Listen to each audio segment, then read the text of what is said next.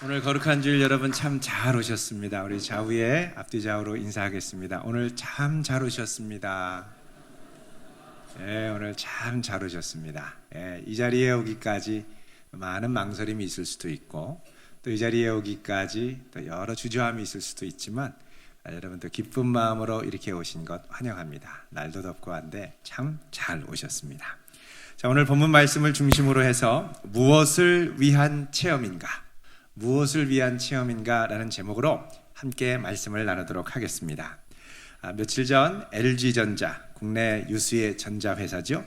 우리 국내 이 전자회사가 미국 테네시주 클락스빌에서 이 세탁기 공장을 준공하고 준공식을 가졌습니다.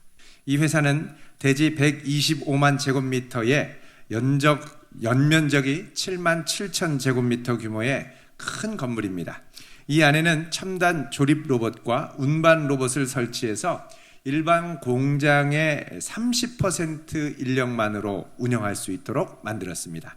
이런 자동화 생산 능력을 바탕으로 해서 하루에 9시간씩 가동하면 10초에 한 대꼴로 세탁기가 조립이 돼서 1년에 120만 대를 생산할 수 있다고 합니다. LG전자에서 미국의 최첨단 세탁기 공장을 준공한 것은 한국산 그 세탁기에 부과되는 미국의 관세 때문이었습니다. 2017년 모든 수입 세탁기에 적용되는 이 긴급 수입 제한 조치, 일명 세이프가드로 인해서 연간 120만 대까지는 미국에서 20%의 관세를 물리고 120만 대를 넘는 물량에 대해서는 50%의 관세가 부과되는 조치가 취해졌습니다. 자, 그렇다면 그동안 잘 팔리고 아무 문제 없던 세탁기에 긴급 수입 제한 조치가 발동된 이유가 무엇일까요? 그것은 미국 최대의 생활 가전 업체인 이 월풀, 여러분 아마 들어보셨을 겁니다. 월풀의 이 견제 때문입니다. 월풀은 2010년 이전까지 미국 가전회사, 특별히 이 세탁기 분야에서는 아주 강자였죠. 그런데 2010년 이후부터 LG전자의 세탁기 품질이 급격히 좋아지면서 시장을 점차 뺏기자 미국 정부에 SOS를 쳤습니다. 이 LG 때문에 우리 기업의 피해가 심각하다. 관세를 부과해달라. 그래서 이 트럼프 행정부에 집요하게 요구를 했고, 그래서 2017년 미국 트럼프 행정부는 마침내 모든 수입 세탁기에 관세 부과를 허락했습니다. 당장에 국내 세탁기에 20%의 관세가 부과되기 시작했습니다. 그러면 큰 타격을 입지 않겠습니까? 근데 놀라운 건 이런 관세에도 불구하고 LG전자가 주력으로 삼는 $900 이상의 프리미엄 세탁기, 이 프리미엄 세탁기의 미국 시장 점유율이 그 이전과 하나도 변하지 않고 그대로 유지됐다는 사실입니다. 27%, 거의 30%에 가까운 점유율이 전혀 떨어지지 않았다는 것입니다. 반면에 이 관세로 이익을 볼 것으로 예상했던 월풀은 12%의 점유율에서 도리어 10%로 떨어졌습니다. 여러분 무슨 말입니까? 관세를 부과하고 시장에서 팔지 못하도록 경쟁사의 이 제품을 제한하면 자사의 제품이 더 잘 팔려야 되는데 그렇지 않더라는 것입니다.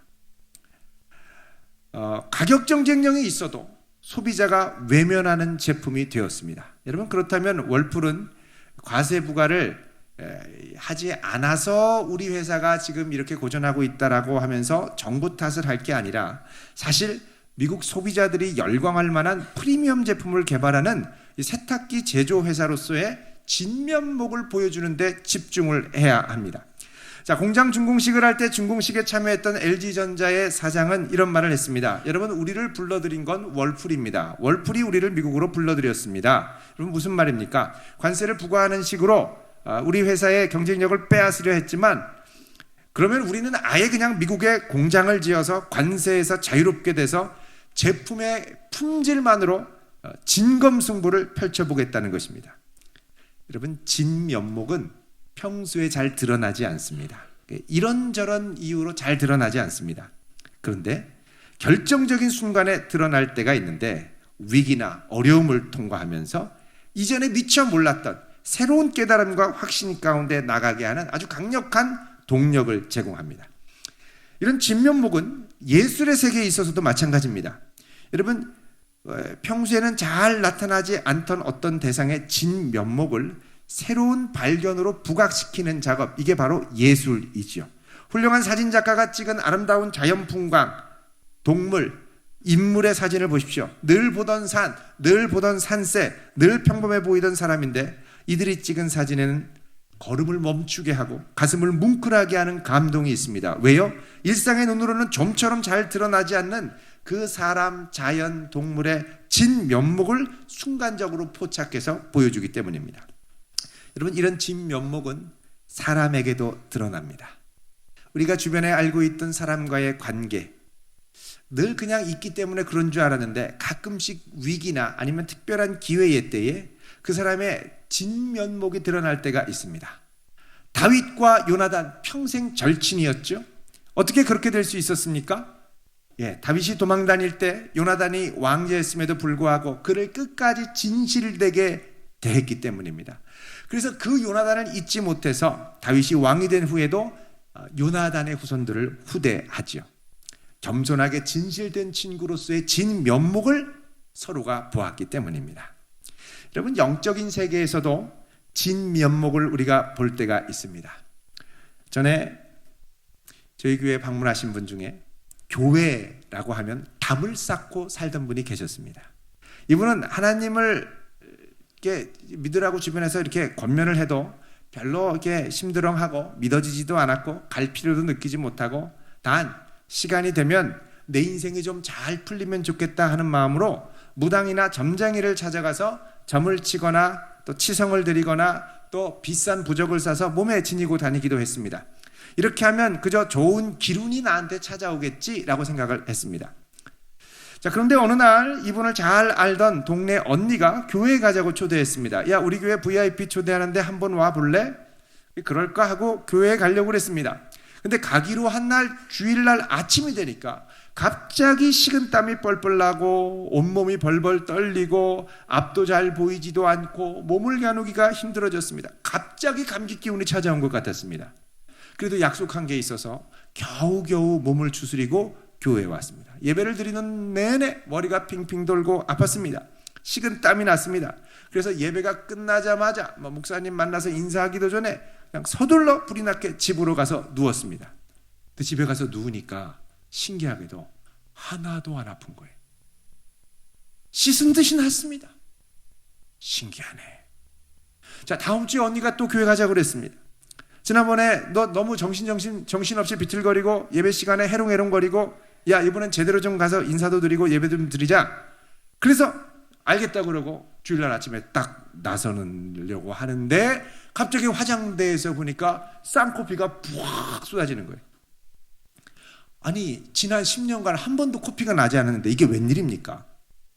좀 멈추면 가야지 하고 있는데 이게 안 멈추는 거예요.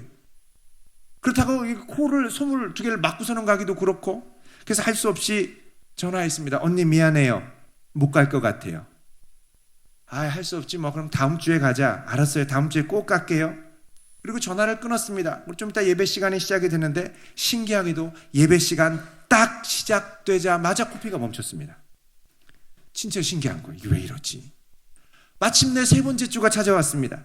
이번에 꼭 가야지 다짐하고 옷을 차려입고 문을 나서려고 하는데 갑자기 머리가 핑 도는 거예요. 근데 갑자기 그 귀에 누가 생생하게 말하는 것처럼 음성 같은 게 들리는 거예요. 네가 감히 어딜 가려고 그래?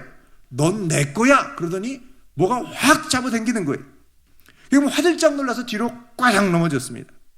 누가 그랬나고 주변을 둘러봤더니 아무도 없는 거예요. 자, 이때서야 이분이 정신이 번쩍 들면서 야, 이게 악령의 세력이 있는 모양이구나, 그런 생각을 처음으로 해보게 됐습니다.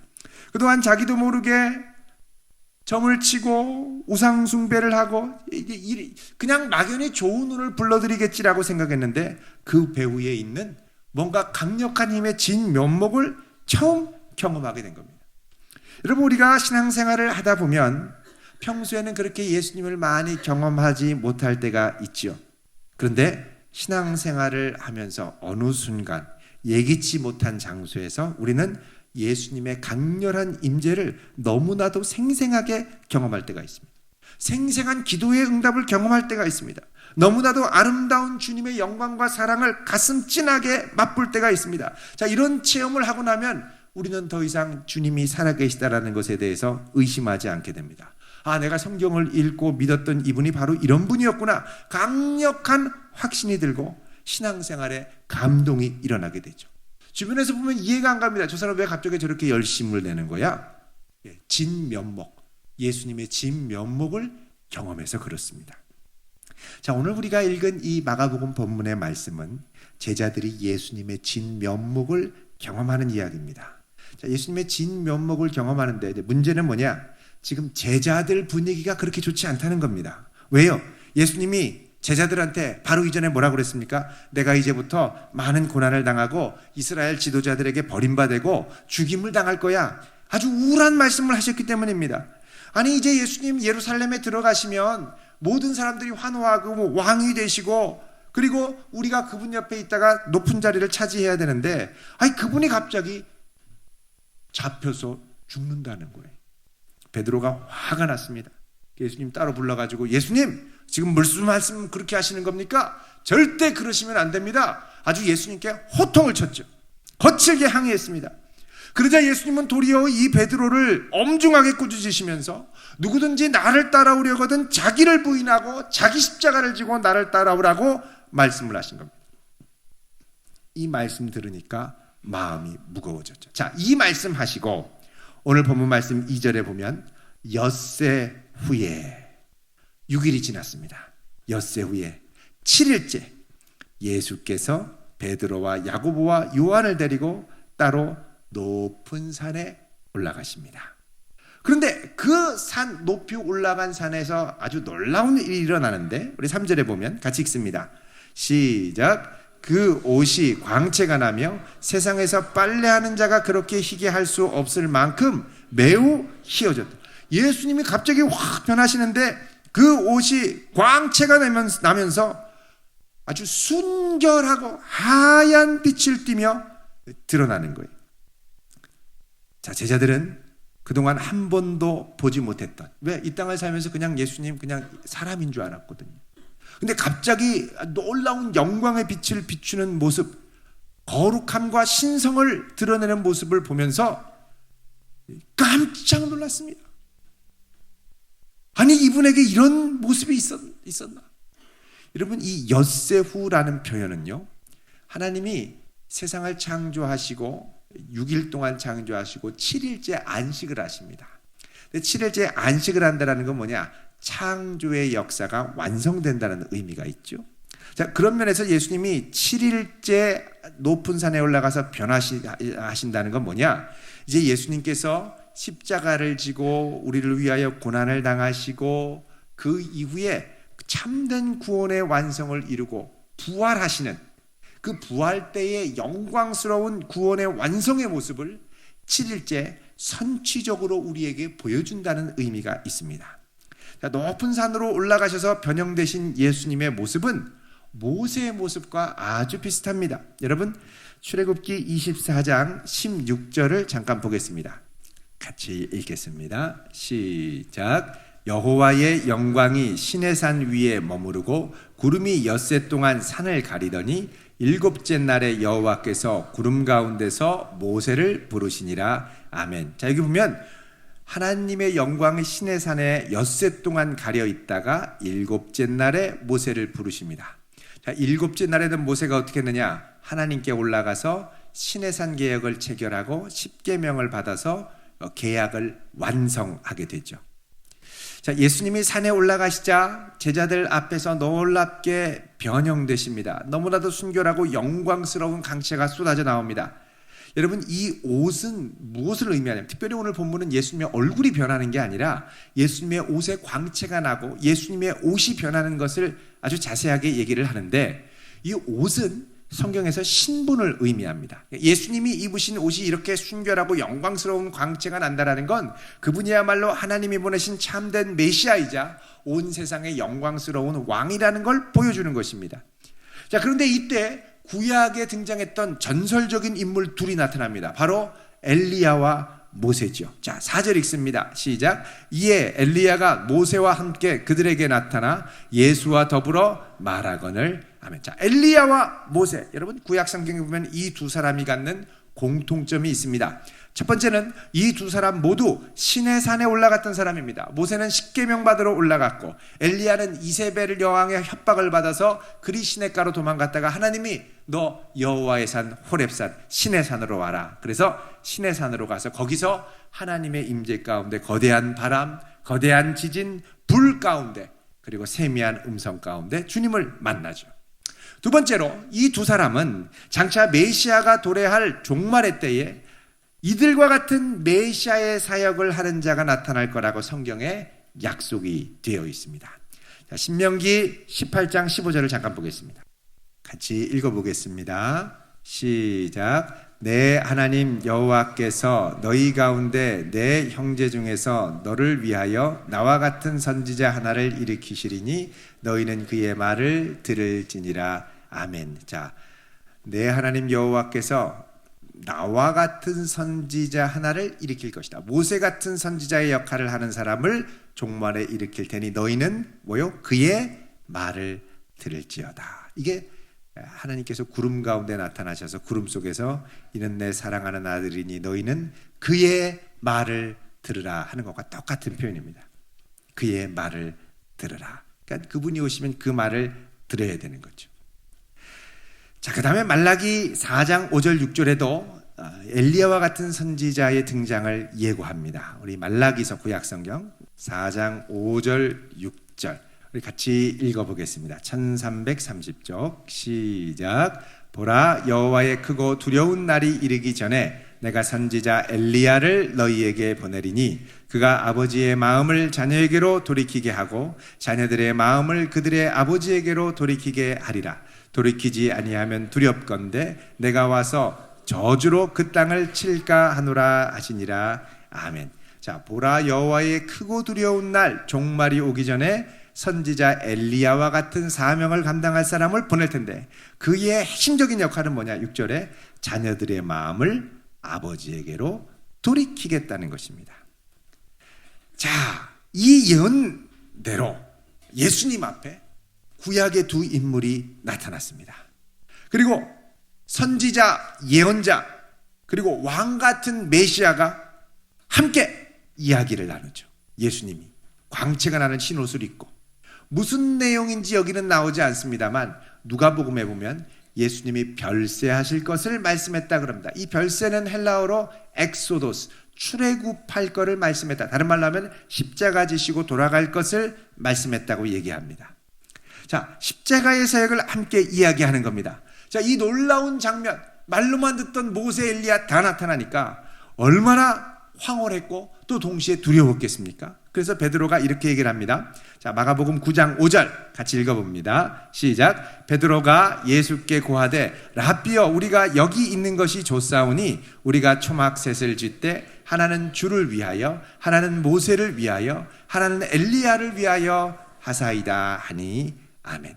자, 여기 보면 랍비여 그러죠. 이 랍비여라는 말은 선생님이라는 뜻이기도 하는데 여기서는 랍비라는 말을 그대로 사용합니다. 이거는 랍비가 갖고 있는 어원의 의미를 부각시키기 위해서입니다. 이 랍비라고 하는 말은 나의 위대한 분, 나의 위대한 스승이라는 뜻이 있습니다. 그래서 랍비여, 이 말은 나의 위대한 분이여, 이런 말이 있습니다. 그러니까는 예수님이 영광 중에 구약의 위대한 모세, 엘리야 두 인물 앞에 이 인물이 나타난 걸 딱 보고 여기에 압도돼서 예수님을 향하여 나의 위대한 분이여 이러죠. 조금 전까지만 해도 예수님이 이러면 안 된다고 막 혼내고 꾸짖었던 제자가 갑자기 돌변해서 오 나의 위대한 분이여 이렇게 바뀝니다. 그러면서 하는 말이 그냥 여기 있는 게 좋겠습니다. 차라리 여기에 초막셋 텐트 3개를 짓고 하나는 예수님, 하나는 모세, 하나는 엘리야, 우리들은 그냥 땅바닥에 굴러서 자는 거죠. 이러면서 같이 있읍시다 이렇게 얘기하는 거예요. 그러니까 베드로는 여태까지 예루살렘에 들어가서 거기서 예수님이 왕이 되시고 그 옆에서 누릴 영광을 꿈꿔왔었는데 이 압도적인 예수님의 영광을 이 자리에서 보니까 다른 거 필요 없다. 그냥 여기가 좋다는 거예요. 이 영광에 그냥 빠져들고 싶다라는 거죠. 너무 황홀했습니다. 자, 이렇게 황홀한 고백, 다른 데 가지 말고 그냥 여기 있읍시다. 이 놀라운 영광을 여기에 담아둡시다. 이렇게 얘기한 것에 대해서 성경은 이렇게 말씀을 합니다. 6절 읽겠습니다. 시작. 이는 그들이 몹시 무서워하므로 그가 무슨 말을 할지 알지 못함이더라. 아멘. 다른 말로 하면 지금 베드로가 뭘 알고 제정신으로 하는 말이 아니라는 겁니다. 자기도 무슨 말 하는지 잘 모르고 하는 거예요. 지금 베드로와 제자들이 경험하는 이 놀라운 신비의 체험, 예수님의 진면목을 보게 된 이 체험이 아직 베드로에게는 제대로 해석이 되지 않았습니다. 여러분, 신비 체험은 해석이 중요합니다. 신비로운 경험을 할 수 있는데 해석이 되지 않은 건 자칫하면 자기 자랑이나 교만으로 빠져들 수 있습니다. 이게 해석되지 않으면 우리는 횡설수설하게 됐죠. 근데 이게 해석되면 어떤 일이 일어나느냐? 그 다음에는 더욱 굳건하게 예수님의 십자가를 지고 가게 됩니다. 자, 이때 영광의 구름이 이들을 덮습니다. 마치 출애굽 때 이스라엘 장막 위에 덮였던 구름과 같습니다. 유대인들은 종말의 메시아가 오면 이스라엘을 떠났던 그 영광의 구름이, 광야에 있던 구름이 다시 임할 거라고 기대했었습니다. 중요한 건 이 구름이 덮을 때 구름 속에서 나는 소리죠. 자, 7절 읽습니다. 시작. 마침 구름이 와서 그들을 덮으며 구름 속에서 소리가 나되 이는 내 사랑하는 아들이니 너희는 그의 말을 들으라 하는지라. 아멘. 자, 이는 내 사랑하는 아들이니 너희는 그의 말을 들으라. 예수님이야말로 바로 하나님의 사랑하는 아들이니 예수님 말을 좀 들으라는 겁니다. 이 말이 뭐냐? 바로 엿새 전에 제자들에게 하셨던 말씀. 8장 31절에 보면 인자가 많은 고난을 받고 장로들과 대제사장들과 서기관들에게 버림받아 죽임을 당하고 사흘 만에 살아나야 할 것이니라. 또 34절 중반에 보면 누구든지 나를 따라오려거든 자기를 부인하고 자기 십자가를 지고 나를 따를 것이라. 그러니까 예수님이 바로 하나님의 아들이니까 십자가를 지셔야 되고 그분을 따르는 제자들도 자기 십자가를 지고 예수님을 따라야 한다는 그 말씀을 들으라는 겁니다. 이 말씀을 들어야 되는 이유는 바로 예수님이 하나님의 아들이기 때문이라는 거죠. 중요한 건 하나님의 아들이 어떤 의미냐 하는 겁니다. 하나님의 아들은 단순히 하나님의 능력을 받은 분, 하나님의 권능을 받은 분, 전능하신 분. 마가복음은 이런 이해를 극도로 경계합니다. 우리가 이 마가복음 처음부터 이 부분을 우리가 살펴봤었는데, 여러분, 하나님의 아들은 마가복음을 관통하는 아주 중요한 주제입니다. 자, 마가복음 1장을 보시겠습니다. 마가복음 1장 1절. 여기 보면 시작을 이렇게 하죠. 하나님의 아들 예수 그리스도 복음의 시작. 그러니까 마가복음의 주제는 예수님이, 예수 그리스도가 하나님의 아들이라는 겁니다. 그런데 이 하나님의 아들이 10절에 보면 세례를 받고 올라오실 때 성령이 오시면서 하늘에서 소리를 듣습니다. 뭐라 그럽니까? 너는 내 사랑하는 아들, 내가 너를 기뻐하노라. 공생애 하기 전에 이 말씀을 주시고 이제 십자가 지시기 전에 다시 한번 이 말씀을 주십니다. 그런데 하나님이 친히 예수님을 하나님의 아들이라고 말씀하셨음에도 불구하고 9장까지 여기 올 때까지 그 누구도 그 어떤 사람도 예수님을 하나님의 아들이라고 고백하지 못합니다. 베드로가 겨우 예수님을 그리스도신이다, 메시아입니다라고 고백했을 뿐입니다. 하나님의 아들까지는 가지 못했습니다.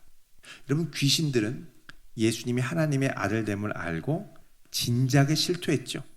그러나 진작에 실토하고 예수님 하나님의 아들입니다 막 소리 지르면서 막 이럴 때 예수님이 나가라고 그러고 조용히 하라고 그랬습니다.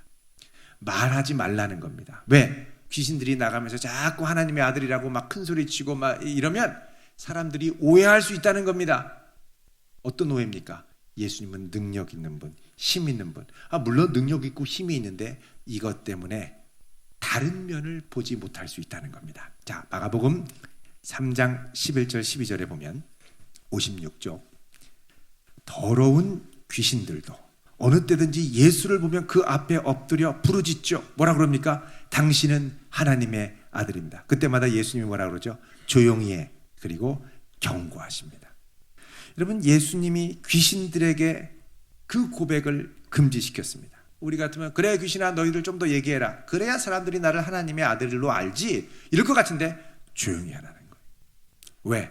이러다 보면 예수님을 자꾸 능력을 베푸는 메시아로만 오해할 수 있다는 겁니다. 그러면 예수님이 자신을 드러내기 원하셨던 하나님의 아들의 참된 또 다른 모습은 무엇입니까? 그거는 하늘의 변화산에서 변화되셨던 것처럼 하늘의 모든 영광과 광채를 갖고도 기꺼이 십자가에 자신의 생명을 내어줄 수 있는 아들, 그게 바로 하나님의 아들의 모습이라는 겁니다. 그래서 마가복음 15장 39절에 보면 처음으로 예수님을 하나님의 아들이라고 고백하는 장면이 등장하는데, 그 고백이 일어나는 장소가 어디냐? 바로 예수님의 십자가 아래에서입니다. 여러분, 마가복음 15장 39절에 보시면 우리 같이 읽어보겠습니다. 시작. 예수를 향하여 섰던 백부장이 그렇게 숨지심을 보고 이르되 이 사람은 진실로 하나님의 아들이었도다 하더라. 예, 그렇게 숨지심, 십자가에서 숨지시는 걸 보고 이분이야말로 진실로 하나님의 아들이었다라는 겁니다. 그래서 하나님은 영광 중에 십자가를 지셔야 하고 또 제자들도 함께 지고 따르라는 말씀을 해주신 겁니다. 여러분, 예수님이 하늘에서 이 놀라운 영광을 보여주시고 이 영광을 갖고 뭐하냐? 이제 십자가를 지러 가는 겁니다. 자, 제자들이 봤던 변화산에서 놀라운 강렬한 천상의 영광의 광채, 이 광채는 이제 예수님이 십자가를 지셔서 온 땅이 암흑으로 덮이며 어둠으로 들어가는 기초가 됩니다. 예수님께서 십자가에 못 박히시니까 온 땅에 아주 6시간 동안 흑암이 임하지 않습니까? 또 예수님께서 입으셨던 희고 영광스러운 옷, 이건 이제 로마 군병들이 그를 유대인의 왕이라고 조롱하면서 벗길 옷이 되지요. 그리고 그 위에 채찍질하고 피 흘리게 했습니다. 예수님 곁에 있던 모세와 엘리야, 예수님이 하늘 영광을 가지신 걸 드러내 줬죠.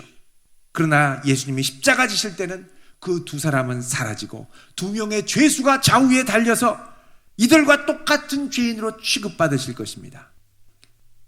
이들은 십자가에서 예수님과 함께 달렸음에도 불구하고 예수님을 욕하며 대적하죠. 하나님이 이는 내 사랑하는 아들이니 너희는 저의 말을 들으라, 이 말씀을 하셨지만 예수님은 십자가에서 나의 하나님, 나의 하나님, 어찌하여 나를 버리셨나이까? 고뇌에 찬 질문을 던집니다. 그러니까 예수님의 영광은 십자가 고난의 기초가 되며 십자가 고난을 바라보는 또 다른 양면이라는 것이죠. 영광이 있기에 십자가가 있고 십자가가 있기에 영광이 있습니다. 이 양극성이 예수 그리스도의 신성과 인성 안에 온전히 통합이 됩니다. 이것을 온전히 이해하는 자리가 바로 예수님의 부활입니다. 그래서 예수님께서 9절에 제자들에게 인자가 죽은 자 가운데서 살아날 때, 곧 부활할 때까지는 본 것을 아무에게도 말하지 말라고 말씀을 하시죠. 여러분, 나는 믿음 생활을 하면서 예수님의 어떤 진면목을 경험했습니까? 우리가 믿음 생활하다 보면 기도 가운데 또 찬송 가운데 말할 수 없는 황홀한 은혜와 신비를 경험할 때가 있습니다. 정말 주님 살아계시구나, 가슴에 팍 박힐 때가 있죠. 그런데 이 경험은 계속 천상에서 머물기 위한 경험이 아닙니다. 내가 경험한 말할 수 없는 놀라운 영광의 황홀한 경험은 바로 이 땅에 내려와서 우리가 지고 가야 할 십자가를 지기 위한 체험이 되어야 합니다. 그래서 우리는 영광 중에 고난을 보고 고난 중에 영광을 볼 수 있어야 됩니다. 이게 바로 참 하나님이자 참 사람이 되신 예수님의 사역의 이유입니다. 온전한 신상, 온전한 인성을 함께 갖고 계셨기 때문에 십자가와 하늘 영광을 같이 붙드실 수 있었습니다. 여러분, 이것은 우리의 삶에 신비한 도전으로 다가옵니다. 놀라운 체험으로 예수님을 경험하고 하늘의 은사를 맛볼 때가 있죠. 여러분, 그럴수록 우리는 횡설수설하고 자랑할 게 아니라 더욱 주님의 험한 십자가를 붙들고 고난 가운데 기꺼이 들어갈 수 있어야 합니다. 여러분, 우리에게 할 수 있는 한 살아있는 동안 예수님을 많이 경험하고 그 영광을 체험할 수 있기를 바랍니다. 예수님을 많이 경험해야 됩니다. 풍성한 그분의 은혜를 많이 체험해야 됩니다. 그런데 그 체험은 자랑거리로 끝나는 게 아니라 이 체험을 통해 이제 더욱더 주님의 십자가를 굳건히 지고 주님을 따라갈 수 있는 놀라운 역사가 우리 모두에게 일어날 수 있기를 주님의 이름으로 축원드립니다. 기도하겠습니다. 거룩하신